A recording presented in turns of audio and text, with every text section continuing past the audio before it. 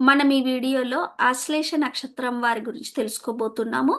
ఆశ్లేష నక్షత్ర అధిపతి బుధుడు, అధిదేవత సర్పము, రాశి కర్కాటక రాశి, రాశ్యాధిపతి చంద్రుడు, యోని మగపిల్లి, గణం రాక్షస గణం, నాడి అంత్యనాడి, గుణం సత్వగుణం, బాలారిష్టం లేదు, జనన దోషం ఉంది.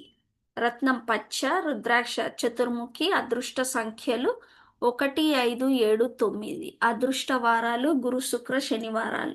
ఆరాధించవలసిన దేవతలు విష్ణువు, సుబ్రహ్మణ్యేశ్వరుడు.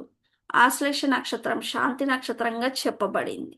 నక్షత్ర పాదముల దోషములు: 1వ పాదం దోషం లేదు, 2వ పాదం శిశువునకి దోషము, 3వ పాదం తల్లికి, 4వ పాదం తండ్రికి.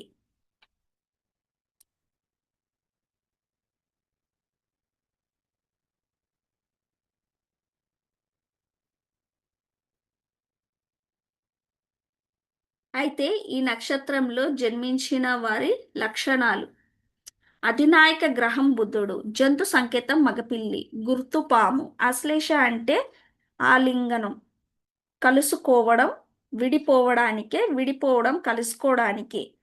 జీవాత్మకు పరమాత్మకు జరిగే ఈ దాగుడు మూతలాటను తెలుసుకుంటే ఆశ్లేషకున్న అంతర్లీనార్థం బోధపడుతుంది. ఆశ్లేషకు గుర్తు పాము. పాము అందమైనదే కానీ ప్రమాదకరమైనది కూడా. అయితే ఈ విధంగా ఈ నక్షత్రం వారితో కలిసేవారు లేదా చేయి కలిపేవారు నాగస్వరం ఊది పామును వశపరుచుకోవచ్చు. ఇదే విధమైన కిటుకు ఉపయోగిస్తే వీరు లొంగిపోతారు, వారికి బానిసలు అవుతారు, ఆడ ఆడమన్నట్లు ఆడతారు. కానీ ఈ కిటుకు తెలుసుకోకుండా వీరి ప్రశాంతతను చెడగొట్టడానికి ప్రయత్నిస్తే ఆశ్లేష వారు ఊరుకోరు, పగబడతారు, కాటు వేస్తారు. వీరు కాలనాగులవుతారు. ఈ నక్షత్రాధిపతి అయిన బుధుడు లౌకిక పారలౌకిక విషయాలకు వారధి. ఈ నక్షత్రం వారు అంతర్ముఖులు, కావాలని ప్రయత్నించే కొద్దీ ప్రాపంచిక విషయాల మీద తెలియకుండానే ఆసక్తి ప్రారంభమవుతుంది. ఇదో విచిత్రమైన తత్వం. ఈ నక్షత్రం కర్కాటక రాశికి చెందినది అవడంతో ఒక స్థితికి, ఒక స్థానానికి, ఒక వ్యక్తికి, ఒక బంధానికి కట్టుబడి ఉండలేని వారిగా ఉంటారు.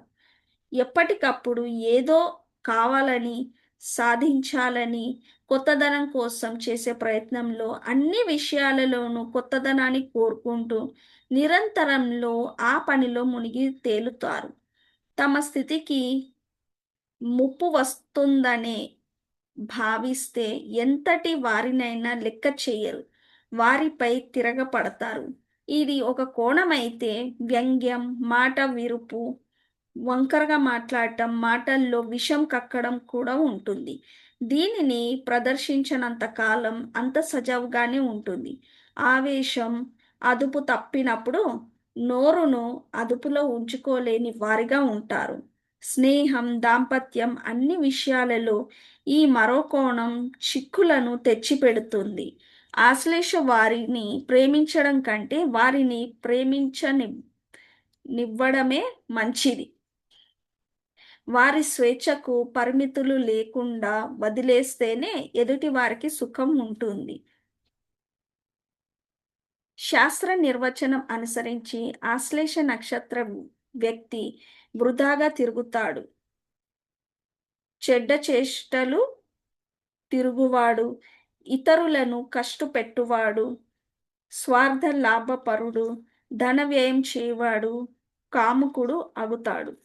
ఈ ఆశ్లేష నక్షత్రంలోని వివిధ పాదాలలో పుట్టిన వారి లక్షణాలు: మొదటి పాదము. ఈ పాదానికి అధిపతి గురుడు. దీనికి ఉత్పన్నాంశ అనే పేరు ఉంది. ఇందు జన్మించిన వారు ధీరగుణము, బుద్ధిబలము, సామాజిక గౌరవ మర్యాదలు, రాజకార్య నిపు నిపుణత్వము ఉంటాయి. రెండవ పాదం.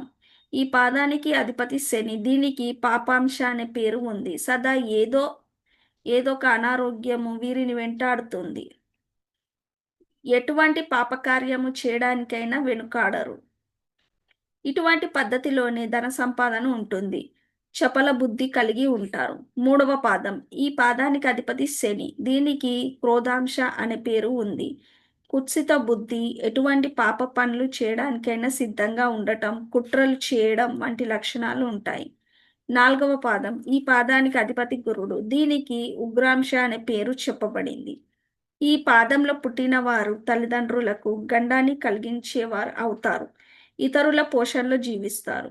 మొత్తం మీద సాధారణ జీవితాన్ని మాత్రమే వీరు గడుపుతారు. ఆశ్లేష నక్షత్రం ఇది గండాంతర నక్షత్రం, అనగా ఇది అర్థం కానిది. చెవులు వినికిడి సంబంధించినది. మెస్మరైజింగ్, ఆకర్షించే కళ్ళు వీరికి ఉంటాయి. ద్వితీయాధిపతి బాగుంటే వీరు కళ్ళతో పడేస్తారు. వీరికి ఈగో ప్రాబ్లం, తొందరగా కోపం రావడం లాంటివి ఉంటాయి. ఒకవేళ లగ్నాధిపతి లేదా రవి లేదా కుజుడు అయితే ఈగో ప్రాబ్లం ఎక్కువగా ఉంటుంది. ఈగో ప్రాబ్లం చాలా ఉంటుంది. వీరికి స్పిరిచువల్, ఆధ్యాత్మిక కర్త ఎనర్జీస్, అలా క్యాల్కులేషన్స్, అనలైసిస్ బాగుంటాయి. వీరికి శృంగార కోరికలు ఉంటాయి. గ్రహాలు ఒకవేళ పాప స్థానాల్లో ఉంటే వీరు శివుడు, విష్ణుమూర్తి పూజలు చేసుకోవాలి. ఇది తీక్షణ నక్షత్రం అంటారు. దేనికైనా తెగించే నక్షత్రం ఇది. సో ఇదండి ఆశ్లేష నక్షత్రం వారి లక్షణాల గురించి. ఈ వీడియో మీకు నచ్చినట్లయితే లైక్, షేర్ అండ్ సబ్స్క్రైబ్ చేయండి. అలాగే మీ జాతక వివరాలు తెలుసుకోవాలనుకుంటే ఈ నంబర్ని సంప్రదించండి. ధన్యవాదాలు.